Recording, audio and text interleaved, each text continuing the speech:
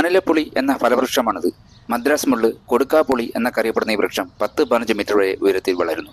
ഒരു അമേരിക്കൻ വംശജയാണ് ഈ മനിലപ്പുളി. ഇതിന്റെ ശാസ്ത്രീയ നാമം പിത്തസെല്ലോബിയം ഡൾസ് എന്നാണ്. തണ്ടുകളിലും ശാഖകളിലും നിറയെ മുള്ളുകളുള്ള ഒരു വൃക്ഷമാണ് മനിലപ്പുളി. വരണ്ട കാലാവസ്ഥയിലും നന്നായി വളരുന്ന ഈ വൃക്ഷം കൂടുതലും തമിഴ്നാട്ടിലാണ് കാണപ്പെടുന്നത്. ഇപ്പോൾ ഗൾഫ് രാജ്യങ്ങളിലും ഈ വൃക്ഷം കാണപ്പെടുന്നുണ്ട്. വെളുത്ത പൂക്കളാണ് മനിലപ്പുളിക്ക് ഉണ്ടായി വരാറുള്ളത്. നമ്മുടെ വാളംപുളി പോലെ ആകൃതിയിലുണ്ടാകുന്ന പച്ച കായകൾ ഉണ്ടായതിനു ശേഷം പഴുക്കുമ്പോൾ ഏകദേശം നല്ല റെഡ് കളറിലേക്ക് ആകുന്ന രീതിയിലാണ് ഇതിന്റെ പഴങ്ങൾ ഉണ്ടായി വരുന്നത്. പുളിപ്പും മധുരവും കലർന്ന ഒരു ടേസ്റ്റാണ് ഈ മനിലപ്പുളിക്ക് ഉള്ളത്. ചുവപ്പ് കളറിൽ നിറയെ പുളി പഴുത്ത് നിൽക്കുന്നത് കാണുമ്പോൾ കാണാൻ നല്ല ഭംഗിയാണ്. ഈ ഭംഗി കണ്ട് ചാടി കയറാൻ നോക്കിയാൽ 8ന്റെ പണി തന്നെ കിട്ടും. കാരണം നിറയെ മുള്ളുകൾ ശരീരത്തിൽ തറച്ചു കയറാൻ സാധ്യതയുണ്ട്. മനിലപ്പൊടിയുടെ ഇലകൾ 2 ഇലകൾ ജോഡിയായി ചേർന്ന രീതിയിലാണ് കാണപ്പെടുന്നത്. ഏകദേശം 1/2 ഇഞ്ചോളം വലിപ്പമുള്ള മുള്ളുകൾ തണ്ടുകളിലും തടിയിലും നിറയെ ഉണ്ടാകും. ഇതിന്റെ ഇലകൾക്കും പുളിപ്പ് രസമാണുള്ളത്. പണ്ട് തമിഴ്നാടുകളിൽ വ്യാപകമായി കണ്ടിരുന്ന ഒരു വൃക്ഷമാണ് ഈ